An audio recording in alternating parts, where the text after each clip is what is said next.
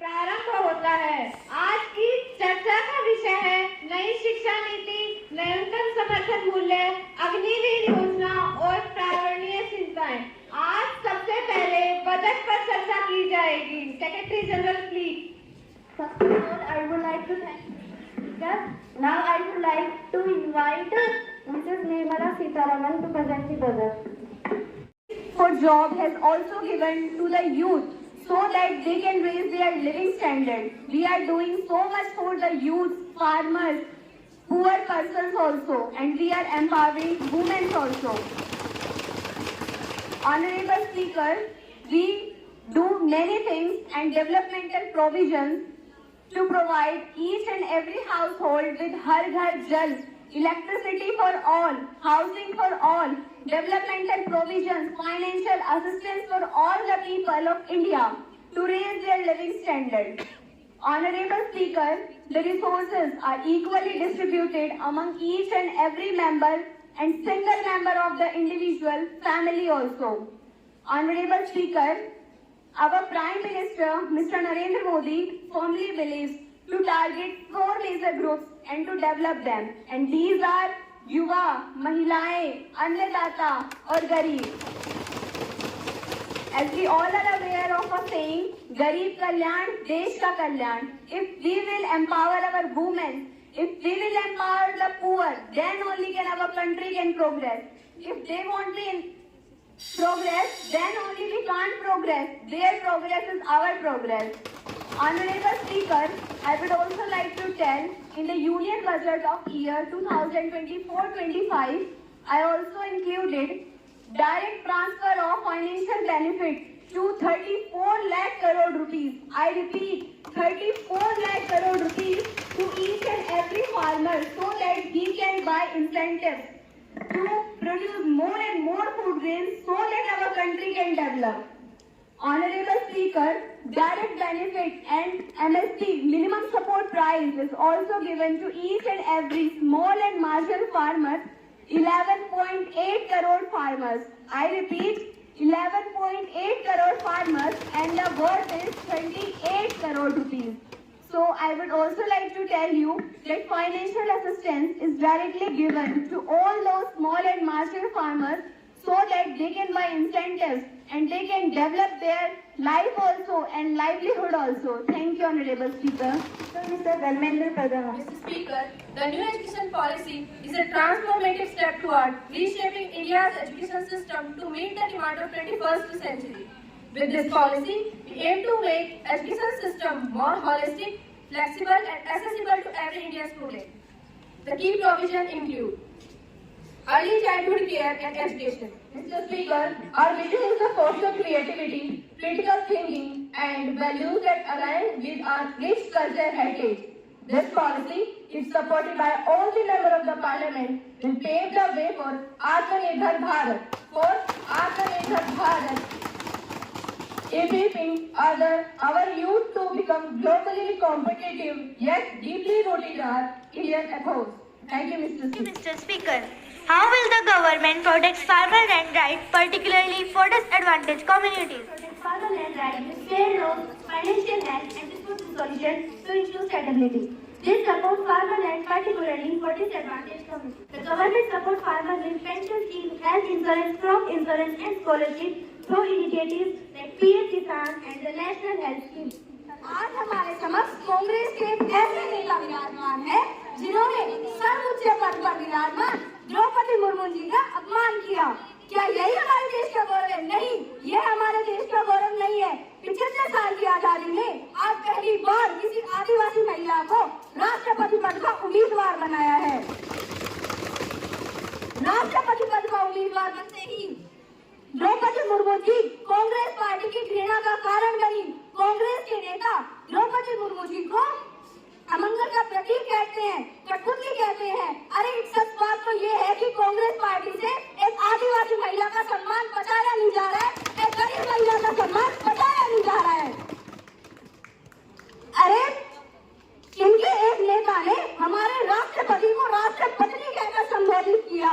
अरे सच बात तो ये है कि आदिवासी विरोधी कांग्रेस, गरीब विरोधी कांग्रेस और आपको सुप्रिंटेंडेंट कमांडर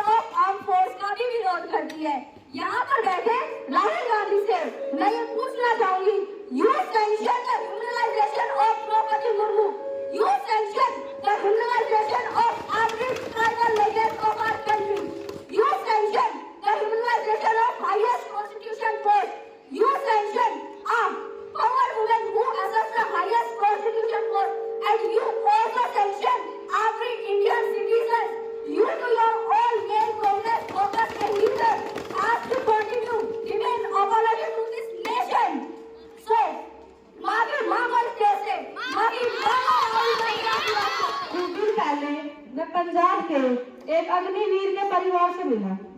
छोटा सा घर था और उस छोटे से घर में अग्निवीर शहीद हुआ, लैंडमाइन ब्लास्ट से शहीद हुआ। मैं उसे शहीद कह रहा हूँ, लेकिन हिंदुस्तान की सरकार उसे शहीद नहीं कहती। नरेंद्र मोदी जी उसे शहीद नहीं कहते, नरेंद्र मोदी जी उसे अग्निवीर कहते हैं। आम जवान को पेंशन नहीं मिलेगी, हमें जरूर दुख होगा, परंतु हिंदुस्तान की सरकार आम जवान की मदद जरूर करेगी। लेकिन अग्निवीर को तो जवान कह ही नहीं सकते। अग्निवीर तो सिर्फ यूज एंड थ्रो वाली मजदूर पहले से बन के रह चुकी है। ये हो रहा है, एक जवान और दूसरे जवान के बीच में फूट डाली जा रही है। एक को तो शहीद का दर्जा दे रहे हैं, दूसरे को नहीं दे रहे हैं। एक को पेंशन दे रहे हैं, दूसरे को पेंशन नहीं दे रहे। ये करके तुम अपने आप को देशभक्त कहते हैं? कैसे देशभक्त हो? गरीब ख्वाब देखते हैं, नर्क देखना है तो बेरोजगार होकर देख लो, ना खाना ना इज्जत ना व्यवहार। मैं इनसे पूछना चाहती हूँ कि इलेक्शन से पहले इन्होंने जो वादे किए थे कि ये लोगों को रोजगार देंगे, क्या हुआ उन रोजगार का? हमारे देश में कई लोग बेरोजगार और कांग्रेस ही करेगी उनकी नैया पार। आपने इतने सारे रोजगार दिए हैं तो सेंटिलेटिंग ग्रोथ क्यों नहीं बढ़ रही है? Tell me something about your mission. और दूसरा माननीय श्री राजनाथ सिंह का, जिन्होंने अधिकृत रूप से कहा मारे जाने वाले अग्निवीरों को जो शहीद होते हैं उन्हें 1 करोड़ कंपनसेशन मिलता है। माननीय अब यहाँ सदन में विपक्ष के नेता ने जो स्टेटमेंट दी है, यदि विपक्ष को अपनी बात सही साबित करनी है तो उन्हें सदन में फैक्चुअल पोजीशन रखनी चाहिए। मान्यवर, सदन झूठ बोलने की जगह नहीं है। मान्यवर, यहाँ सही बोलना चाहिए। और यदि विपक्ष के नेता अपनी बात सही साबित नहीं कर सकते तो उन्हें देश से, अग्निवीरों से और सदन से माफी मांगनी चाहिए। मान्यवर, The government plans to increase spending and address the shortage of healthcare facilities in rural areas. Check capabilities with your state unemployment office. Apply online or by phone. Get a required document. Follow up with weekly or bi-weekly claims. Mr. Speaker, employment rate increased from 8.7% in March 2020 to 23% in April. This employment rate results in reduced demand. माननीय देश महोदय, ये लोग कह रहे हैं कि हम एमएसपी नहीं दे रहे, जबकि ये मोदी जी की सरकार है जो किसानों के कल्याण में जुटी हुई है। हम हर वर्ष 6,000 रुपए की सहायता सभी किसानों को दे रहे हैं, अलग अलग योजनाएं शुरू कर रहे हैं। और बात रही इन प्रश्नों की, तो मैं ही कहना चाहूंगी कि इन सब प्रश्नों के पीछे इनका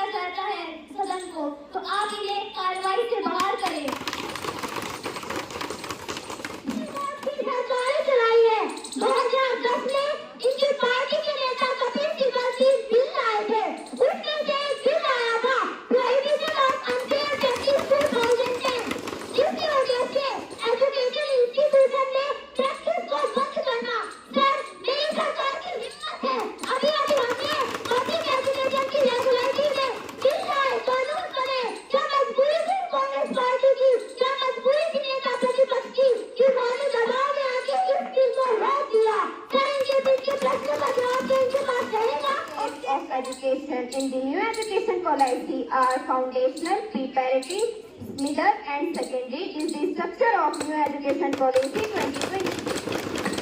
Mr. Speaker, what are education and online learning in the new education policy 2020? Thank you, Mr. Speaker. हमारे एग्जाम के ऊपर क्यों डाल रही है? ये एग्जाम को गलत बता रही है। रणनीति मामलों में पूरे देश में गिरफ्तारियां की जा रही है। इन्होंने देश नेता प्रधानमंत्री मोदी के बारे में भी कुछ कहा है। मैं इसके ऊपर 2 लाइनें कहना चाहता हूँ। भारत की बंजर भूमि में जिसने उम्मीद की नदियां खोदी है, सुन लो सारी दुनिया वालों, यही उनका नाम ही मोदी है।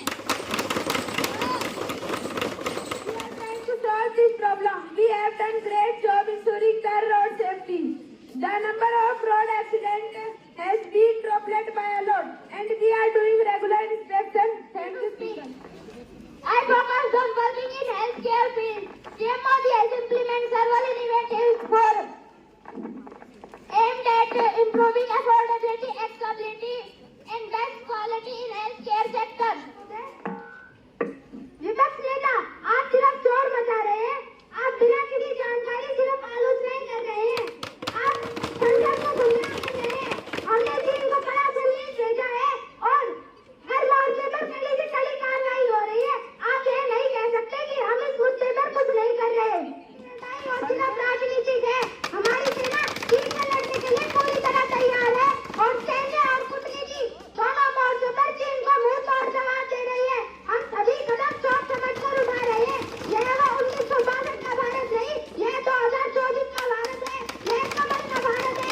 हम वो गलती दोबारा नहीं दोहराएंगे जो आप लोगों ने 1962 में दोहराई थी। बोलने का मौका दिया।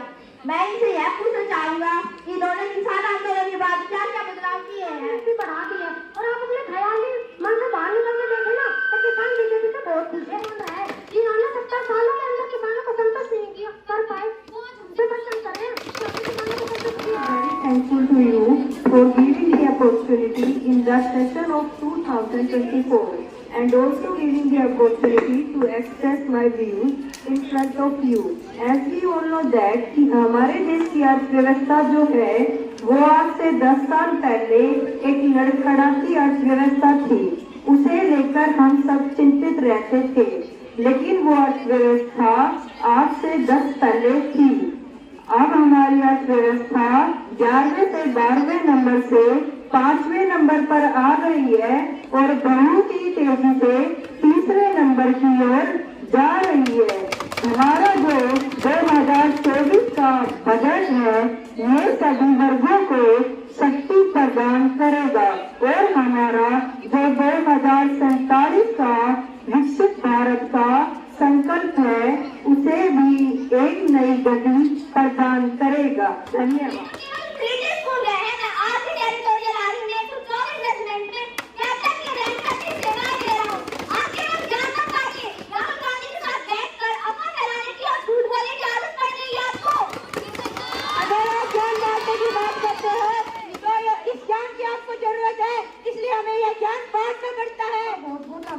करती हूँ कि संसद में हो रही चर्चा पर आपने मुझे बोलने का मौका दिया। जैसा कि हम सब जानते हैं कि इस बजट में हेल्थ का कंट्रीब्यूशन 32% से 42% तक बढ़ा दिया गया। यह सिर्फ इसमें किया गया है ताकि हमारी जनता स्वस्थ रहे।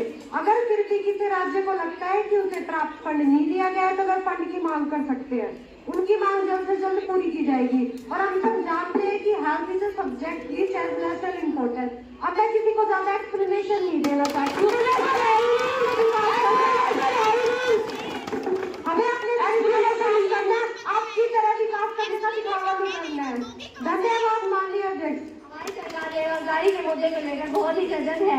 हमारी सरकार बेरोजगारी को लेकर बहुत सारी संस्थाएं बना रही है जिससे युवाओं को रोजगार मिल रहा है और हमारी सरकार बहुत सारी योजनाएं बना रही है जिससे युवाओं को खुद का व्यवसाय स्थापित करने में सहायता मिल रही है। धन्यवाद।